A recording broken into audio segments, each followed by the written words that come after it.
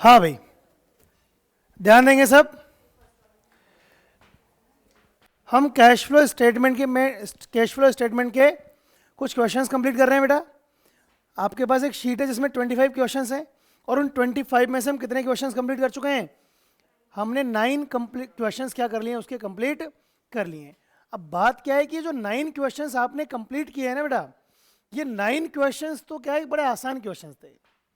असली कहानी तो शुरू ही अब होगी तुम्हारी, जहां पर आपको पूरा क्वेश्चन एक साथ कंप्लीट करना हो। इसमें भी बात क्या आएगी कि कैसे सॉल्व करेंगे, क्या करेंगे। जैसे आपके शीट का अगला क्वेश्चन है, क्वेश्चन नंबर 10। क्या लिखा हुआ है उसके अंदर? उसमें लिखा हुआ है, from the following information prepare cash flow statement of pioneer limited. क्या करना है आपको? पायोनियर लिमिटेड का हमें कैश फ्लो स्टेटमेंट तैयार करना है। ये दिया हुआ है आपको। चलिए, सबसे पहले आपको एक बैलेंस शीट दी हुई है और उस बैलेंस शीट का नोट्स टू अकाउंट्स दिया हुआ है। क्या दिया हुआ है आपको? बैलेंस शीट का नोट्स टू अकाउंट। तो सबसे पहले हम चीजों को समझने का प्रयास करते हैं, देखते हुए चलते हैं। बैलेंस शीट में आपको इक्विटी शेयर कैपिटल पहले कितने की थी? 5 लाख की। पहले कितने की थी? 5 लाख की। और अब कितने की हो गई? 7 लाख की। इंक्रीज हो गई। 2 लाख से क्या हो गई? इंक्रीज हो गई। लेकिन साथ में हमें इसका नोट नंबर 1 भी दिया हुआ है, तो हम नोट नंबर 1 हमें दिखाई दे रहा है यहां पर। ये नोट नंबर 1 में सिंपल सा यहां पर दिखाई दे रहा है कि भाई पहले 5 लाख थी, अब 7 लाख हो गई, 2 लाख रुपए से बढ़ गया। शेयर कैपिटल इंक्रीज हो गई, चीज क्लियर है अपने को। Reserves and surplus, note number 2 में अगर हम देखते हैं तो रिजर्व्स एंड सरप्लस पहले 2.5 लाख के थे और अब कितने के हो गए? 4,20,000 के। अब कितने के हो गए? तो ये भी इंक्रीज हुए।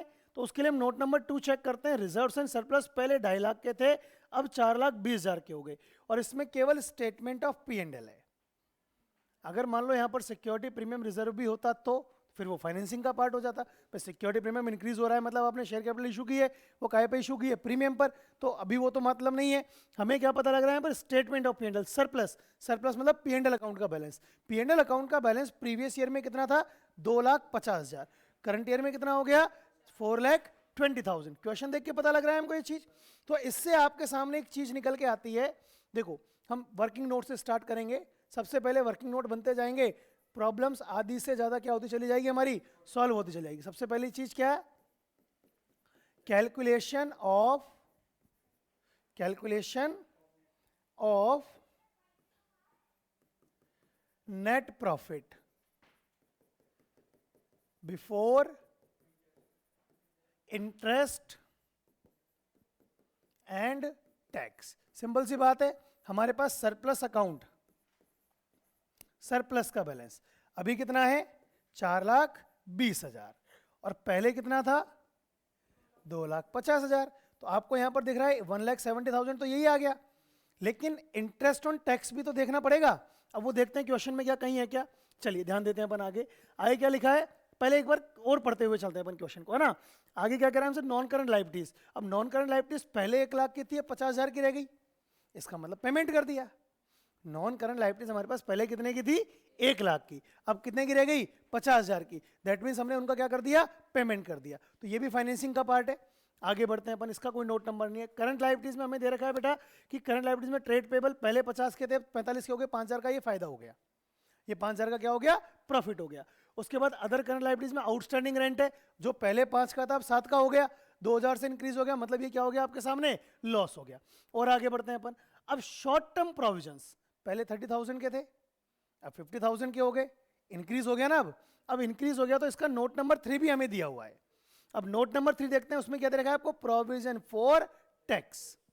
क्या दिया हुआ है बेटा आपको? Provision for tax. और करंट ईयर में कितना है बेटा? 50,000 रुपए। करंट ईयर में कितना है? 50,000 रुपए का हमें क्या दिया हुआ है? प्रोविजन फॉर टैक्स दिया हुआ। ये लिखा है ना यहां पर, लिखा हुआ है नहीं लिखा हुआ? और देख लेते हैं अपन इसके अंदर कहीं कोई जानकारी है नहीं है ना। प्रोविजन फॉर टैक्स हमें करंट ईयर में कितना दिया हुआ है? 50,000। तो भाई टैक्स तो ऐड करना पड़ेगा ना, क्योंकि हम net profit before interest and tax की बात कर रहे हैं। तो ऐड कर दो इसके अंदर। क्या ऐड कर दो?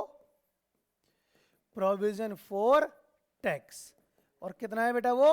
50,000। एक चीज तो ये हो गई। और आगे समझते हैं अपन। उसके बाद और ध्यान से समझते हुए चलना बेटा चीजों को, है ना, ताकि कंफ्यूजन क्लियर होता चले आपका। दोनों चीजें समझ में आ गई अपने को। अच्छा, और बढ़ते हैं आगे। नोट नंबर 3 हो गया। अब करंट नॉन करंट एसेट्स में आते हैं।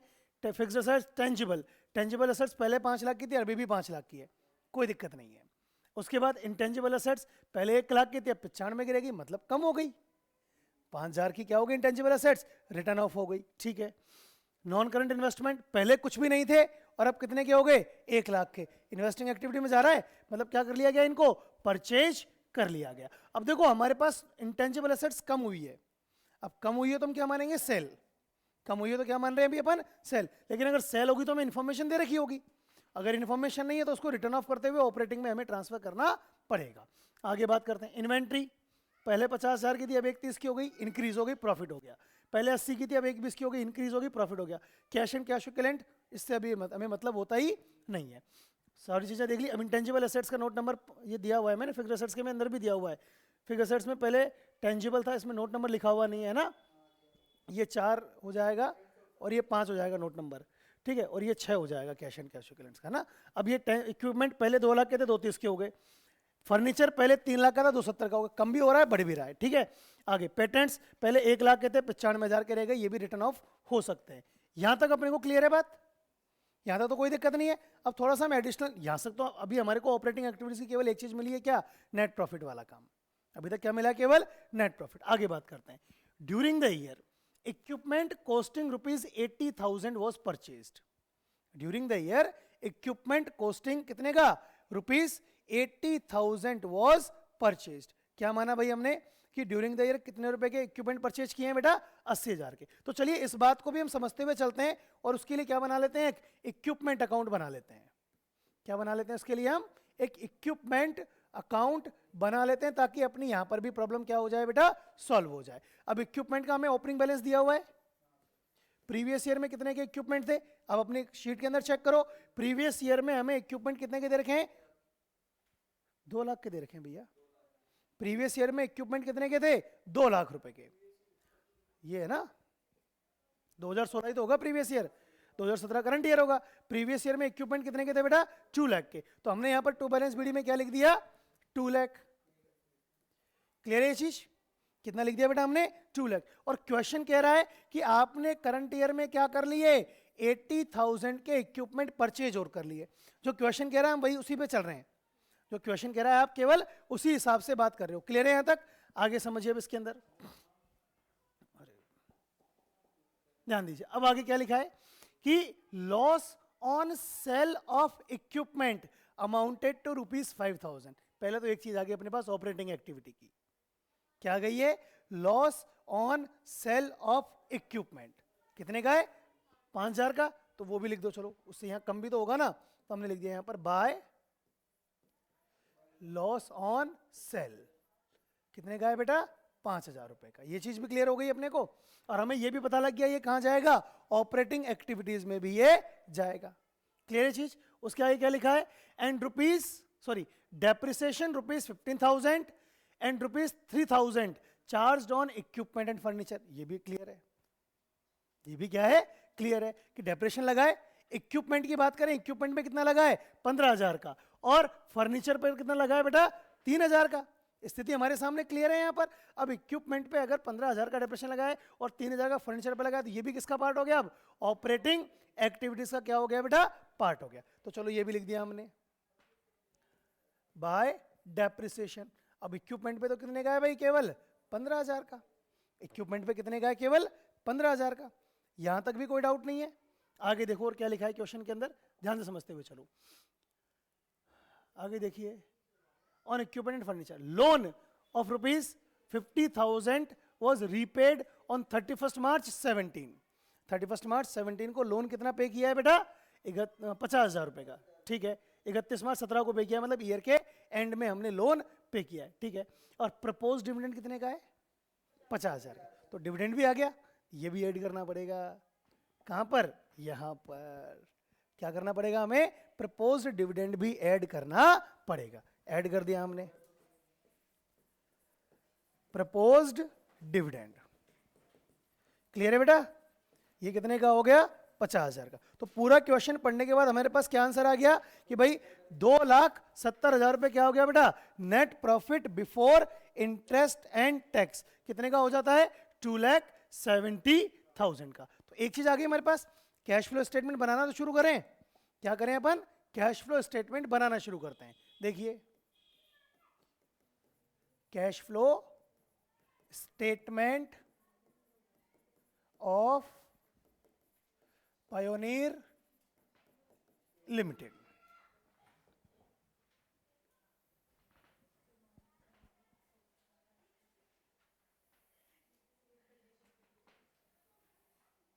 चलिए, अब इसमें क्या करेंगे बेटा अपन? सबसे पहले ए पॉइंट लिखेंगे।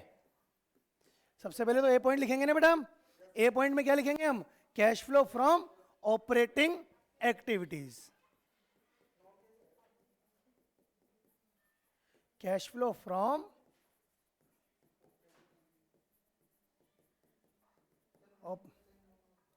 है। अच्छा, अब इसमें क्या लिखेंगे अपन सबसे पहले? चलो शुरू करते हैं इसको सॉल्व करना। हम लिख देते हैं यहां पर नेट प्रॉफिट बिफोर, बात है नहीं बेटा, इंटरेस्ट एंड टैक्स। कितना दे रखा? अभी हमने कैलकुलेट किया, कितना आ गया ये? 2,70,000। कितना आ गया बेटा ये? 2,70,000। क्लियर है ये चीज? अब इसमें क्या ऐड करेंगे अपन? Add non cash and non operating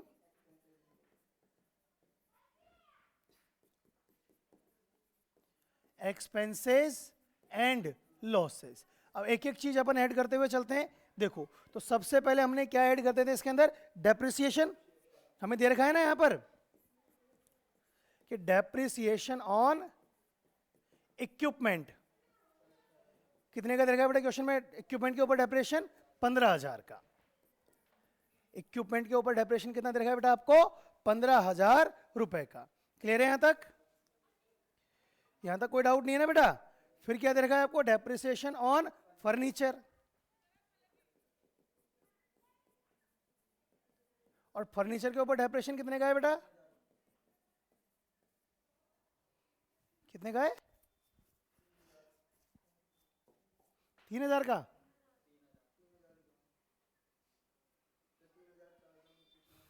तीन हजार का ही दे रखा है ना। फर्नीचर के ऊपर डेप्रिसिएशन कितने का है भाई? 3,000 का।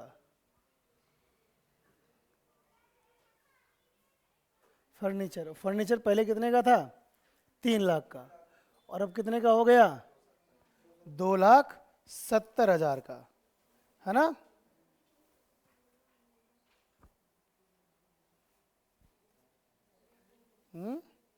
तो ये तो कम ज्यादा हो रहा है। इसमें सेल परचेज कुछ दे नहीं रखा हमें।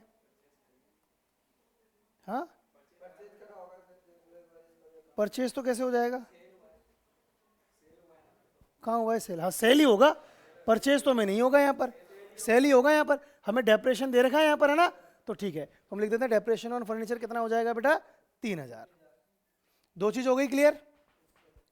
दोनों में कोई डाउट नहीं है बेटा आपको? आगे बात करते हैं अब। और अगली चीज क्या ऐड कर देंगे इसके अंदर? अब देखो, और देखो यहाँ पर पेटेंट्स।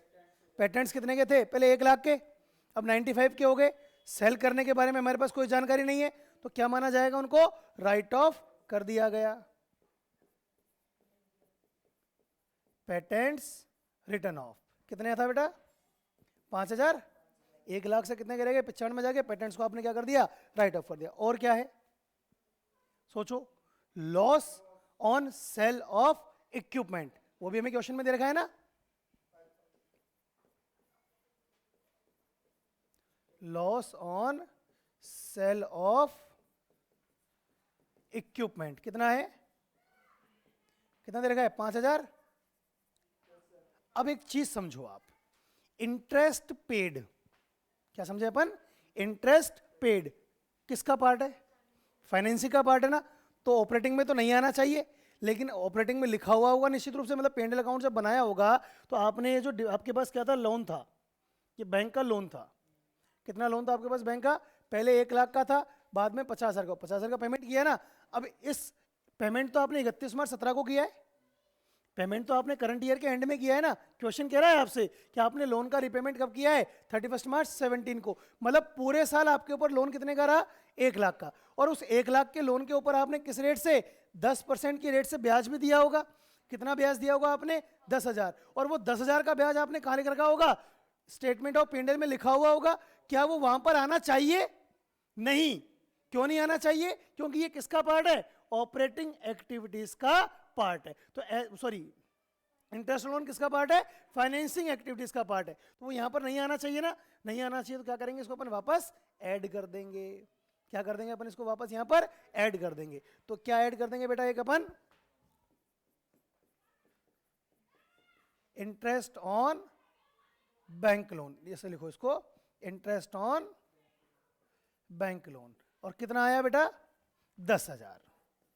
ठीक है ना?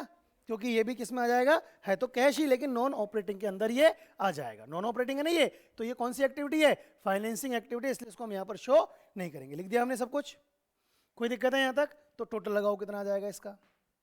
इनका टोटल लगाओ पहले तो, केवल 15 और 10 25 35 दिन 38,000।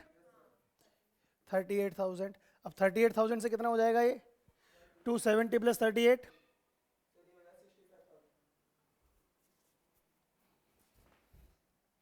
3,08,000। कितना आ जाएगा? 3,08,000। क्लियर है यहां तक? अच्छा, अब इसमें से लेस थोड़ी करेंगे अपन कुछ भाई, इनकम वगैरह प्रॉफिट वगैरह तो कुछ हमें इंफॉर्मेशन दी भी नहीं है। तो यही क्या कहलाएगा आपका? Operating profit before change in working capital. क्या कहलाएगा बेटा ये? Operating profit before change in working capital. Clear है यहां तक? इतना क्वेश्चन हो गया अपना, इतनी बात समझ में आ गई। अब क्या करें इसके अंदर? हम एडजस्टमेंट करें। काय का एडजस्टमेंट करें हम? वर्किंग कैपिटल का। करते हैं शुरू। देखिए देखिए, एडजस्टमेंट ऑफ वर्किंग कैपिटल। अब चेक करो, वर्किंग, बातें नहीं भाई, बातें नहीं। वर्किंग कैपिटल के एडजस्टमेंट में क्या क्या चीजें आएंगी? सबसे पहले करंट एसेट्स और करंट लायबिलिटीज की बात करें अपन केवल। किसकी बात करें केवल बेटा अपन? करंट एसेट्स और करंट लायबिलिटीज की। सबसे पहले करंट लायबिलिटीज देखते हैं। ट्रेड पेबल कितना था? 50,000। 50,000 से कितना रह गया? तो 5,000 कम हो गया। ये क्या हो गया? प्रॉफिट। तो हम लिख देते हैं यहां पर, प्रॉफिट है तो लेस होता है। प्रॉफिट क्या होते हैं? लेस होते हैं। तो हम क्या लिखेंगे यहां पर? Decrease in trade payable. कितना है बेटा? 5,000। और कैसे लिख देंगे इसको? ब्रैकेट में। क्लियर है एक चीज? दूसरी चीज पे अपन बढ़ते हैं आगे। और क्या है यहां पर? Outstanding rent. पहले कितना था? 5,000। अब कितना हो गया? 7,000। 2,000 से क्या हो गया भाई? इंक्रीज हो गया। तो ये क्या हो जाएगा? ऐड हो जाएगा। Increase in outstanding rent. कितना है बेटा? 2,000। ये भी क्लियर है? अच्छा, उसके बाद और बात करते हैं अपन आगे, शॉर्ट टर्म प्रोविजंस। अब शॉर्ट टर्म प्रोविजंस में तो क्या क्या थे आपके? और कोई चीज ऐसी थी नहीं, क्योंकि हमने शॉर्ट टर्म प्रोविजंस में देखा केवल प्रोविजन फॉर टैक्स है, तो इसका तो अभी कोई मतलब नहीं है, इसको तो हम पहले क्या कर चुके हैं? ऐड कर चुके हैं। अब करंट असेट्स पे आते हैं। इन्वेंट्री पहले कितने की थी बेटा? 50,000 की। अब कितने की हो गई? तो क्या हो गया? ये इंक्रीज हो गई। कितनी इंक्रीज हो गई? 80,000। तो ये क्या हो गया बेटा? प्रॉफिट। लिख दो यहां पर, इंक्रीज इन इन्वेंट्री। कितने से? 80,000 से। तो ये क्या हो जाएगा? लेस हो जाएगा। आगे बात करते हैं अपन, ट्रेड रिसीवेबल्स। ये भी क्या हो गए? 80,000 से 1,20,000 हो गए। ये भी क्या हो गए भाई? इंक्रीज हो गए ना, तो ये भी लेस हो जाएंगे 40,000 से। लिख दो यहां पर, इंक्रीज इन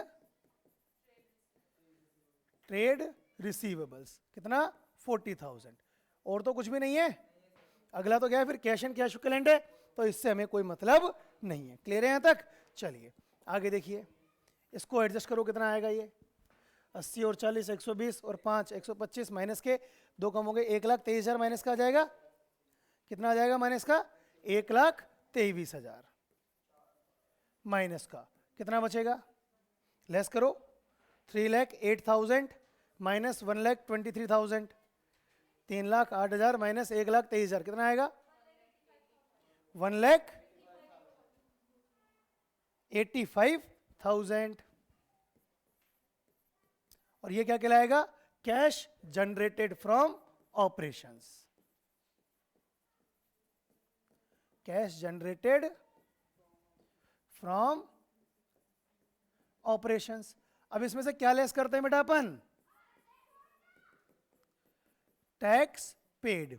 अब टैक्स पेड के रिगार्डिंग हमें इंफॉर्मेशन ही कहां दे रखी है? कोई इंफॉर्मेशन नहीं है ना। तो मैं एक चीज बता दूं आपको, अभी याद रखना, हमने प्रोविजन फॉर टैक्स 50,000 कैसे ले लिया? देखो समझो, ये तो करंट ईयर का हमें बैलेंस दे रखा है 50,000। तो प्रीवियस ईयर का बैलेंस कितना है? 30,000। और करंट ईयर का बैलेंस कितना है? 50,000। इसका मतलब करंट ईयर में तो हमने 20,000 का ही प्रोविजन लगाया है। तो हमने लिखा तो कितना है? 50,000। क्योंकि प्रोविजन फॉर टैक्स के रिगार्डिंग एक बात सारे बच्चे ध्यान से सुन लो और अच्छे से समझ लो कि प्रोविजन फॉर टैक्स का अगर हमें केवल ओपनिंग बैलेंस और क्लोजिंग बैलेंस दे रखा हो और कोई इंफॉर्मेशन टैक्स के रिगार्डिंग नहीं हो, तो ये माना जाए हमेशा कि करंट ईयर का जो प्रोविजन है वो करंट ईयर के स्टेटमेंट ऑफ P&L में लिखा है, और प्रीवियस ईयर का जो प्रोविजन है उसको हमने क्या कर दिया है? पे कर दिया है। करंट ईयर के प्रोविजन को क्या माना जाए? करंट ईयर का प्रोविजन माना जाए, और प्रीवियस ईयर के प्रोविजन को क्या कर दिया है? हमने पे कर दिया है। तो प्रीवियस ईयर का प्रोविजन कितना है? 30,000। तो क्या माना जाएगा कि हमने टैक्स पेड कितना है यहां पर? 30,000। कितना है बेटा? 30,000। तो कितना बचेगा? 1,55,000। और ये क्या आ जाएगा बेटा? यहां पर क्या हो जाएगा? ये net cash inflow from operating activities. Clear? हाँ, सिंपल सी, क्योंकि मैं रूल बता रहा हूं। क्या कह रहा हूं मैं? जब क्वेश्चन में कुछ भी इंफॉर्मेशन नहीं दे रखी हो तो क्या माना जाता है कि हमारे पास जो प्रीवियस ईयर का जो प्रोविजन था उसका हमने करंट ईयर में पेमेंट कर दिया। तो प्रीवियस ईयर का प्रोविजन कितना था? 30,000। अगर वो पूरा का पूरा हमने करंट ईयर में पे कर दिया तो हमारा बैलेंस नील होना चाहिए ना। तो फिर हमारे पास इस साल का 50,000 का बैलेंस कैसे आया? क्योंकि हमने इस साल 50,000 का प्रोविजन और बना लिया है। ये इस तरह से अज्यूम करके काम किया जाता है। क्लियर है यहां तक? तो आपका ये कौन सा पॉइंट कंप्लीट हो गया बेटा? ए पॉइंट आपका यहां पर कंप्लीट हो गया। और ए पॉइंट क्या आ गया आपका? 1,55,000। क्लियर है यहां तक?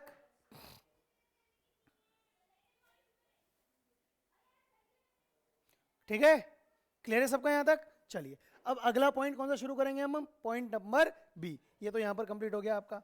कौन सा बनाते हैं अपन? Point number B. अब cash flow from investing activity शुरू करते हैं अपन।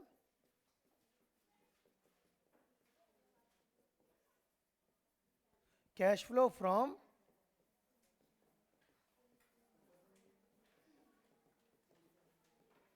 Investing activities. ठीक है बेटा? अब ध्यान दो, अब इन्वेस्टिंग एक्टिविटीज में चेक करो सबसे पहले क्या आना चाहिए। याद करो, आपको दिख रहा था कि इक्विपमेंट्स को सेल करने पर हमारे पास नहीं किया था ना हमने पूरा कंप्लीट, वो ये तो हो गया था। अब ये इक्विपमेंट के बारे में कोई इंफॉर्मेशन नहीं है ना। अब हमें ये भी तो पता है ना, लेकिन आपको इक्विपमेंट का क्लोजिंग बैलेंस दे रखा है ना। करंट ईयर में कितना है इक्विपमेंट का क्लोजिंग बैलेंस? 2 लाख। कंफर्म? 2,30,000 क्या दे रखा है हमें बेटा? इक्विपमेंट का बैलेंस यहां पर दिया हुआ है। अब एक बात बताओ कि आपके पास टोटल स्टार्टिंग में 2 लाख के इक्विपमेंट थे, 80,000 के आपने परचेज कर लिए। 280 होना चाहिए ना। 280 के बावजूद आपके पास है कितने? केवल 230। तो मतलब 50,000 के इक्विपमेंट आपने सेल कर दिए, और 50,000 के इक्विपमेंट के ऊपर आप 15,000 का डेप्रेशन लगा चुके थे। कितने के रह गए? 35,000 के। और 35,000 के इक्विपमेंट को बेचने पर आपको 5,000 रुपये का लॉस हुआ। तो मतलब इक्विपमेंट बेचने पर पैसे कितने मिले आपको? 30,000 रुपये। तो यह आ गया है हमारे यहाँ पर बाय, इसको मैं रेड में लिख देता हूँ ताकि आपको ये याद रहेगा कि ये क्या है आपका बैलेंसिंग फिगर से निकला है हमारा, बाय कैश। कितना आ गया बेटा? 30,000। मतलब इक्विपमेंट को सेल करने पर हमारे को पैसा कितना मिला है? 30,000 रुपीज हमें रिसीव हुए हैं। क्लियर है यहां तक? चलिए, सबसे पहले तो इसी को लिखते हैं। सबसे पहले क्या करते हैं अपन? इसी को लिखते हैं, सॉरी, सेल ऑफ इक्विपमेंट। कितना है बेटा? इक्विपमेंट को सेल करने पर पैसा कितना मिला? 30,000 रुपीज। क्लियर है यहां तक? इक्विपमेंट को सेल करने पर हमें पैसा कितना मिला है? 30,000 रुपीज। क्लियर है यहां तक? बात समझ में आ गई ना? फिर हमने इक्विपमेंट परचेज भी किया है, कितना परचेज किया है? 80,000 का, वो भी लिख दो यहां पर।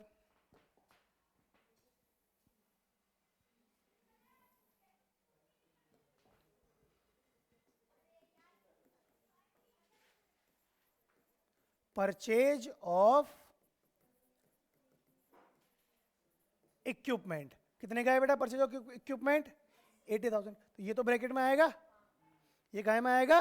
ब्रैकेट में। इक्विपमेंट का काम खत्म, इक्विपमेंट का काम खत्म। अच्छा, और चेक करो आप क्वेश्चन के अंदर, ध्यान दो आप, क्या दिया हुआ है आपको, और चेक करते हैं। टेंजिबल एसेट्स, टेंजिबल एसेट्स में देखते हैं हम, इक्विपमेंट का काम खत्म हो गया। फर्नीचर, फर्नीचर कितने का था हमारे पास? 3 लाख का। इस पर डेप्रेशन कितना लगा है? 3,000। तो 297 का होना चाहिए ना, और है कितने का? 27,000 का। कहाँ गया? इसका मतलब हमने बेच दिया। इसका मतलब हमने क्या किया? 27,000 का इक्विपमेंट क्या कर दिया बेटा हमने? इसका मतलब बेच दिया है। तो क्या लिख देंगे हम यहां पर? Oh sorry, furniture, sale of furniture कितना है? सॉरी, 1 लाख थोड़ी है, 27,000। अब ये भी प्लस में आएगा। चलिए और बात करते हैं, ये भी हमने चीज चेक कर ली। अब आगे और चेक करते हैं, अगला क्या है? इन्वेस्टमेंट। पहले तो कुछ भी नहीं थे, अब कितने के हो गए? अब कितने के हो गए बेटा इक्विपमेंट? 1 लाख के हो गए ना। इन्वेस्टमेंट कितने के हो गए? अब 1 लाख के हो गए इन्वेस्टमेंट। कहां से आए? परचेज किए होंगे, वो भी लिख दो। Purchase of investment.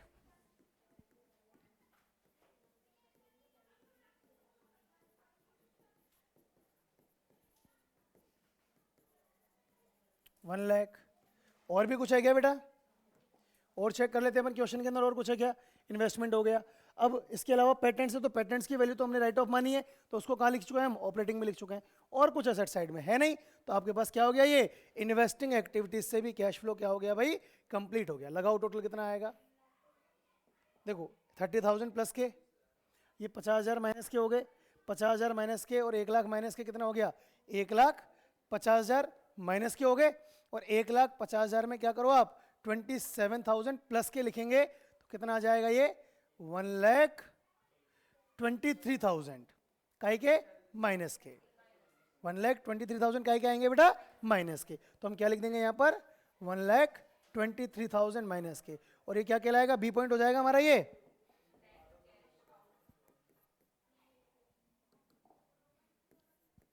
Net cash outflow from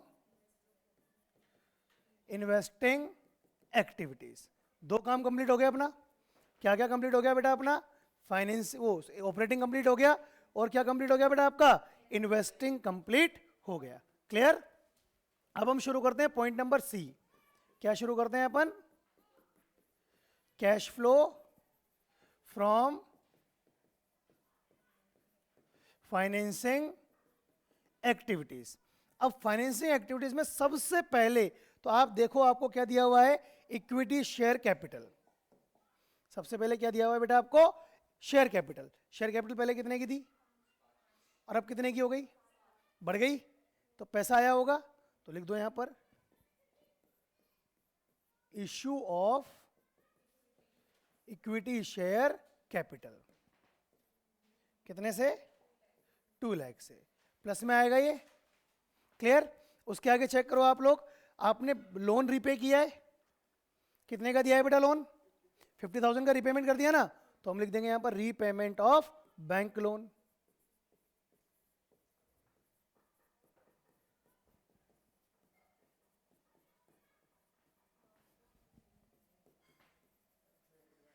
bracket में आ जाएगा। अच्छा, अब जब लोन रीपे किया है, तो लोन के साथ इंटरेस्ट भी तो था। लोन के साथ क्या था बेटा? इंटरेस्ट भी तो था। कितने का? 10,000 का। Interest on bank loan. और ये कितने का है बेटा? 10,000 का। तो ये भी काय में आ जाएगा? माइनस में। और क्या है? याद करो, डिविडेंड भी तो पे किया है आपने, क्वेश्चन में दे रखा है आपको। प्रपोज डिविडेंड है ना, कितने का? 50,000 का। तो ये मान लेंगे उसको हमने पे कर दिया। डिविडेंड पेड कितने का है बेटा? 50,000 का। और कुछ है क्या? और कुछ भी नहीं है, तो लगा लो कितना आएगा ये? 90,000 बचेगा। कितने का बचेगा बेटा ये? 90,000। ठीक है, अब ये 90,000 क्या कहलाएगा हमारा? Net cash inflow.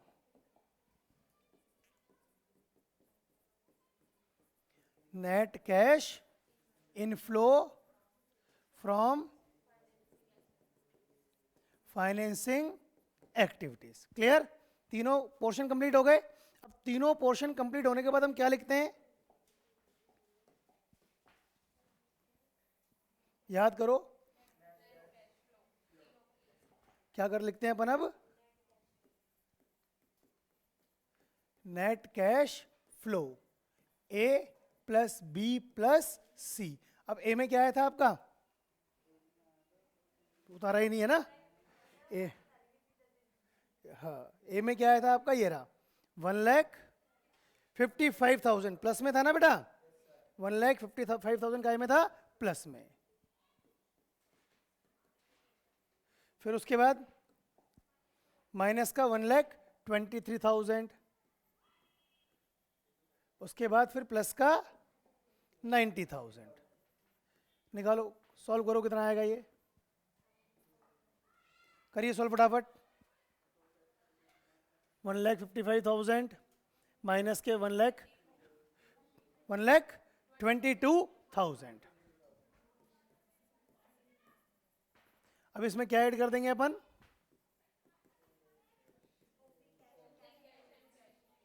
Opening cash and cash equivalent. और वो कितने का दे रखा है क्वेश्चन के अंदर? 2,05,000 का। ओपनिंग प्रीवियस ईयर का कितना दे रखा है? 2,05,000। 2,05,000 रुपये दिया हुआ है बेटा, वो हमने ऐड कर दिया। सॉल्व करो, कितना आएगा ये? 3,27,000। क्या कहलाएगा ये? Closing cash and cash equivalent. Check कर लो आप आपकी शीट के अंदर कि क्या आंसर हमें closing cash and cash equivalent का 3,27,000 ही दे रखा है क्या? अगर यस, तो इसका मतलब हमारा पूरा क्वेश्चन सही है। क्लियर? कोई डाउट है किसी को इसमें? तो ये आपका एक क्वेश्चन, क्वेश्चन नंबर 10 कंप्लीट है। मैं पूरा क्वेश्चन आपके सामने वापस प्रेजेंट कर रहा हूं। आपको करना क्या है? इस क्वेश्चन को देखते हुए उतारना है ना, समझते हुए। ऐसा नहीं कि बस बोर्ड पे लिखा हुआ है आप कॉपी करते हुए चलो। आपके पास क्वेश्चन आपकी शीट में है, क्वेश्चन को देखते हुए चलो, उसको सॉल्व करते हुए चलो, उसको समझते हुए चलो, फिर उसको कॉपी करेंगे आप। चलिए ठीक है।